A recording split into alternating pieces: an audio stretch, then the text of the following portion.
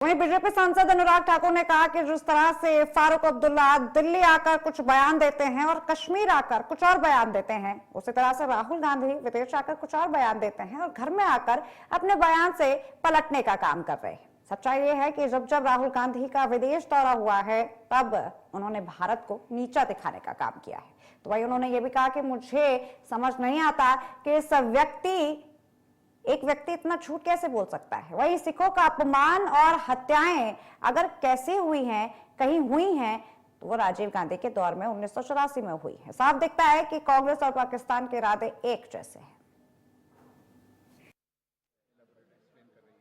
देखिए, जिस तरह से फारूक अब्दुल्ला जी दिल्ली में आके कुछ बयान देते थे, जम्मू कश्मीर में जाकर दूसरा बयान देते थे, इसी तरह से राहुल गांधी जी विदेश से बाहर जाकर दूसरा बयान देते हैं, घर में आकर फिर उस बयान से पलटने का काम करते हैं। सच्चाई ये है, जब जब राहुल गांधी जी का विदेशी दौरा हुआ, उन्होंने भारत को नीचा दिखाने का काम किया, देश का अपमान किया और इतना झूठ बोला है एक के बाद दूसरा। और मुझे समझ में नहीं आता कि एक के बाद दूसरी बार कोई व्यक्ति कैसे इतना झूठ बोल सकता है। और राहुल गांधी जी ने तो नए रिकॉर्ड बना दिए झूठ बोलने के और भारत के अपमान करने के।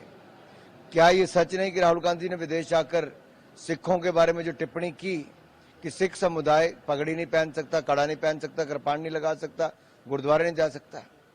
अरे सिखों का अपमान, हत्याएं कहीं पे हुई थी तो राजीव गांधी जी के दौर में 1984 में गले में टायर डाल के उनको मार दिया गया था, गले रेत दिए गए थे, केश काट दिए गए थे, महिलाओं के साथ दुराचार हुआ था।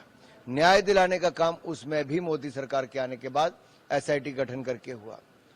दूसरा, भारत विरोधियों से बार बार जाकर कांग्रेस का हाथ भारत विरोधियों के साथ, जिन जिन से इनकी मुलाकात हुई, चाहे चीन में जाकर हुई, भारत के अंदर चीन के अधिकारियों से हुई, या अमेरिका में जाकर अमेरिका के उस सांसद से जो भारत के खिलाफ लगातार एजेंडा खोल के रखती हैं और पाकिस्तान प्रेम उनमें दिखता है। तो राहुल गांधी जी हम नहीं कहते, अब तो पाकिस्तान के रक्षा मंत्री भी कह उठे हैं। साफ दिखता है कि इरादे कांग्रेस और पाकिस्तान के एक जैसे हैं, एक जैसी सोच है, लक्ष्य एक जैसा है।